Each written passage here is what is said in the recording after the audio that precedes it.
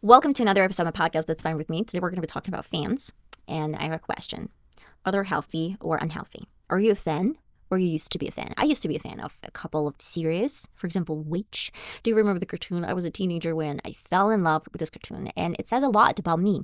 So let's dive into this topic a little bit more, so you may find some answers to your obsessions in your fan base websites, or I don't know, whatever you try to follow your obsession. Of course, fans are really important part of any life. And I'm talking about massive celebrities and singers and politicians as well, because they're definitely fans of certain image and people that are really having power. Nelson Mandela, he was imprisoned.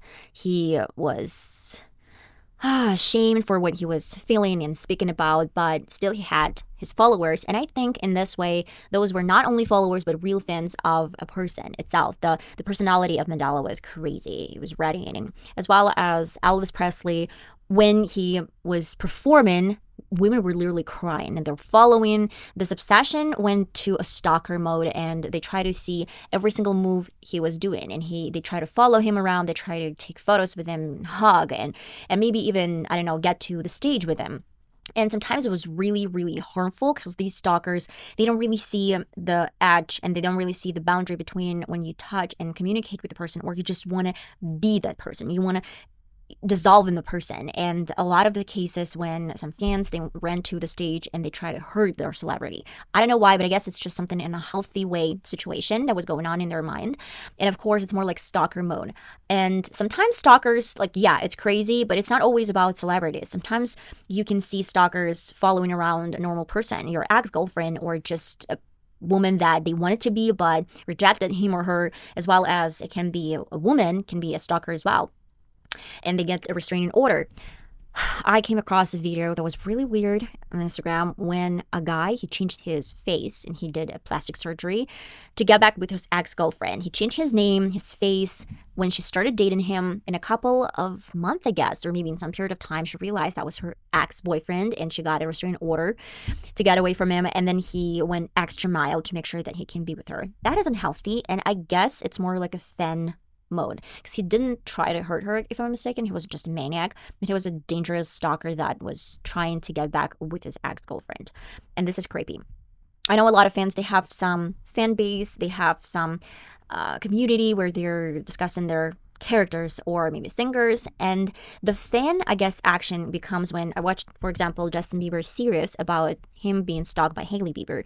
I don't know if it's true or not. I just watched the documentary, and in this series there was a fan who was talking about his location. So all of these girls, they knew his locations, which is creepy, and I think it's a stalker mode as well. And that is the main reason why it is a fan base, when you really care where this person is going to be, when he's going to perform, what he's eating, what he's drinking, and you do really care about that. In a way, it's crazy and creepy. But of course, behind all of this creepiness and weirdness with the fan base conventions, there's passion and love toward this person, or maybe obsession, but at first it was passion and love, and then it has become an obsession.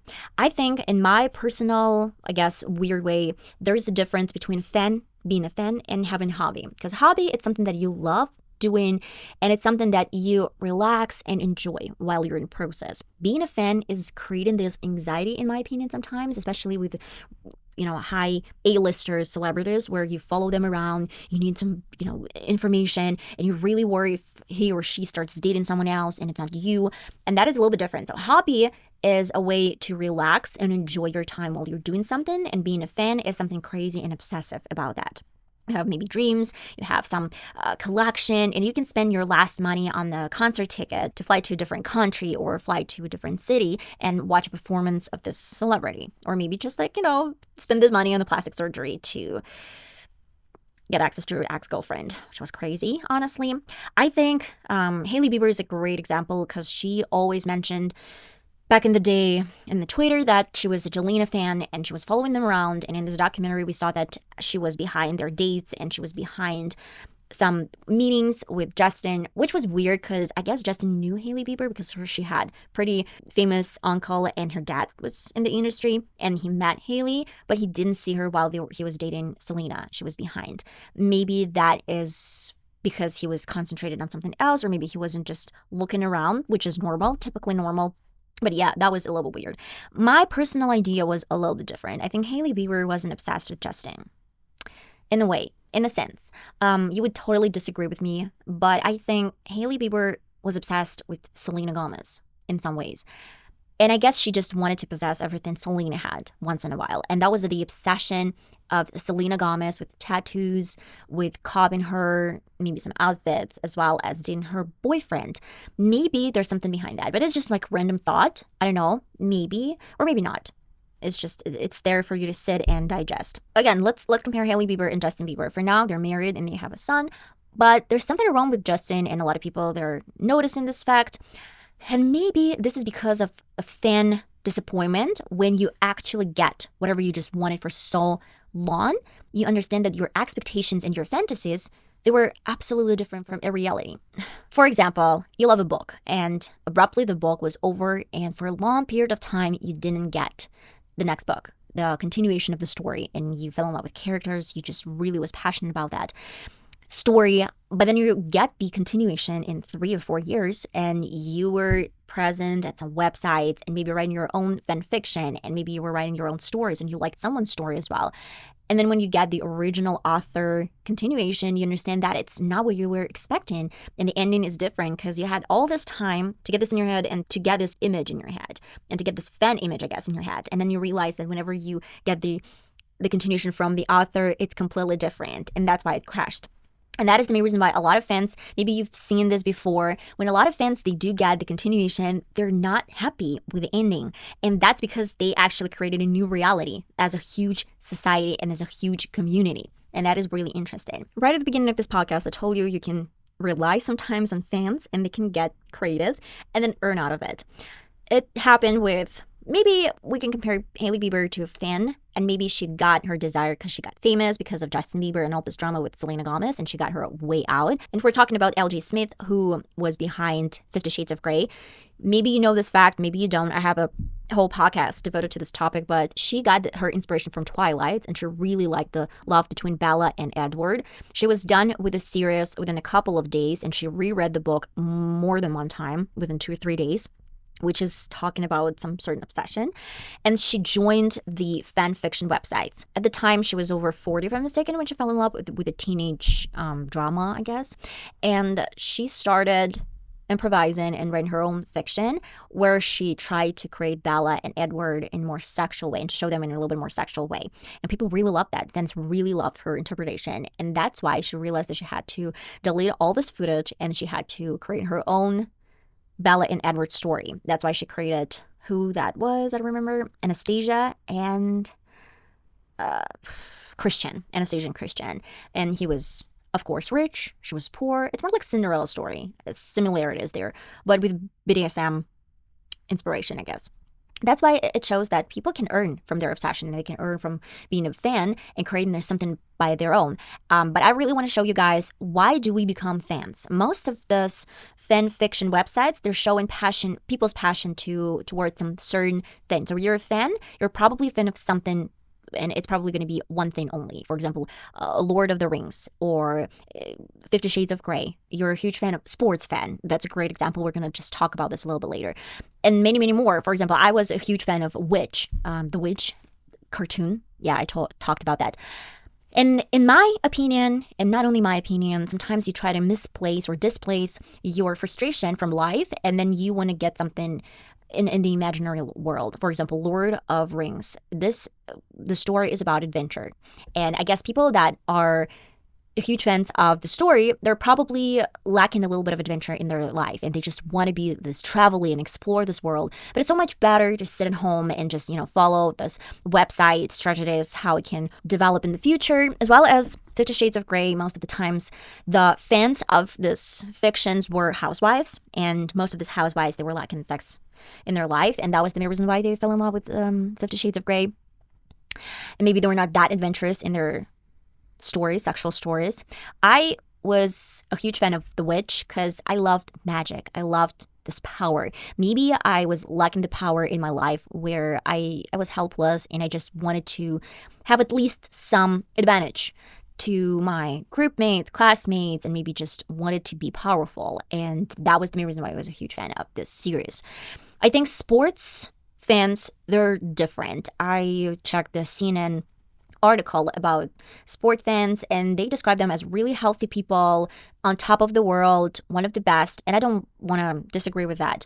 But they said that people with sport in their mind, they're not aggressive. Most of the time, they're not aggressive. And most of the time, they do sports themselves. I don't know, maybe in the United States that's true. But from my point of view, and I'm from Russia, I see a lot of guys that are not football, where it's soccer in Russia, the one that you call soccer, we call football, but still pretty much similar thing. So in Russia, most of the time, they're huge fans of soccer, and that is the main reason why they watch it a lot in the bar, drinking beer. This is not a stereotype. That's something that I actually see a lot, and I know that they're attending some games, but I do know that they're becoming super aggressive when their team is losing, and then one team is against another one, and the fans, they have some fights. It actually happened. It actually does. But they have a strong community. I'm not going to argue with this. And from the article that I read on CNN website, they said that sometimes when you're a fan of some local team, you have strong connections to your community. And I can totally agree with this, because I do see a lot of men that are supporting their local teams. They have a strong community. That's true. I can't say that it's not true. But from my personal point of view, I think people that are huge fans of sports, most of the time, they just love winning in life. That's just their goal. That's the adrenaline they get while they're watching their games. Not even soccer, not even football. I'm just saying sports in general. And this adrenaline is forming, it's building, and then the release when they win. And I think these people, they are a little bit intoxicated with adrenaline. I think they love traveling if they have money, and they would probably attend some of these games, which is not bad. But at the same time, I guess they have some issues with winning and being alpha in life. That's the thing. It's not an issue if you are an alpha, but if you're becoming aggressive a little bit when you don't get things your way, that might be a problem. These are my thoughts, and you can agree or disagree with this point of view. But another great, I guess, explanation, why are you a fan instead of a creative, I guess, celebrity or a singer or someone else, it's because sometimes it's so much easier to sit and consume some information from media and maybe TikTok. That's a great platform. Then stand by your own and start create something, record, work. I mean, yeah, you can get this inspiration for someone like, oh, I earn money just filming myself and doing absolutely nothing. And you're like, okay, I want to be an influencer. And no shame toward these people, because I felt the same way. I thought, like, what is so hard on being an influencer? It's not hard. It's super easy. But then when you get into this process, you understand how uneasy it is. You have to be creative nonstop, and you have to produce some content nonstop, as well as editorial process. For TikTokers, most of the time, they're not using computers to edit their videos. They're just filming themselves, and most of the time, they're just going to be talking about something from their life. It's not even a content. They're just like talking about their day.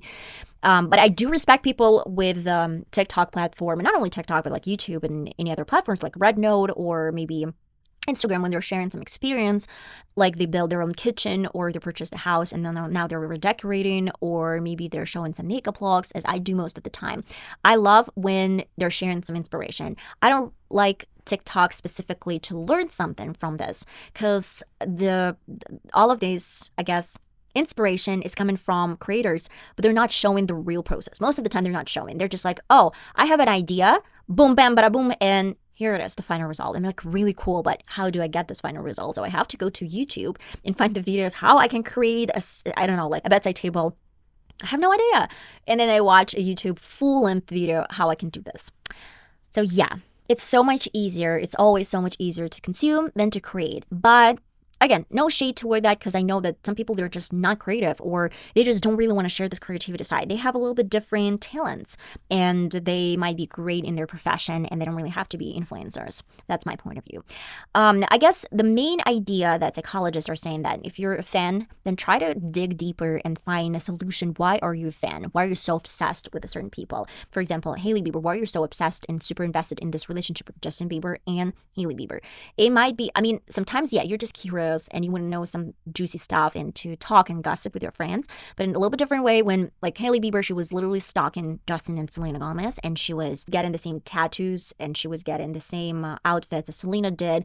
This is more like an obsession and copying, and you're kind of losing yourself behind this idea that you're a little bit different person because you try to become a different person. I think I watched a PR strategist talking about Hailey Bieber's brand, and it's a little bit different from Selena's brand, which is amazing. But they created, I guess her PR managers, they created the image of Hailey Bieber and have this clean girl attitude and status and whatever. But before launching this makeup products and skincare that Hailey has and some makeup products in the future, she needed to establish a new persona and she needed to isolate herself from Selena Gomez and create a new brand image. And only then her products started selling because she wasn't a fan anymore. She was more like a woman that was that had a little bit different brand. But why did I say that Hailey Bieber was obsessing over Selena Gomez? Not Justin Bieber, but Selena Gomez. I mean, she got her man. Yeah, it's true. But at the same time, a couple of weeks ago, there was surfacing the video where Hailey liked a video where it was some shade against Selena and Benny. And of course, people went nuts and crazy about this video. And then they found this documentary about Hailey Bieber that was sitting on YouTube channel for 6 months before it was discovered on TikTok. But it's not the point here. The point is I still have my thoughts that Hailey is more obsessed with Selena Gomez than with Justin Bieber. And she was actually a fan of Selena, and she's still a fan of Selena than of Justin Bieber. This is something that I believe in, and I think but you might disagree with me. Okay, guys, I love you all so much. This podcast wasn't really long, but I don't really think that we need to have the longest podcast ever. I think it should be entertaining. It should be short sometimes and full of information and facts. But maybe, just maybe, I'm going to be talking about Hailey Bieber in my next podcast and this whole drama, this whole mess that is happening right now. We'll see. I don't know. I love you all so much, and I'm going to see you in my next podcast. Till my next time. Bye-bye.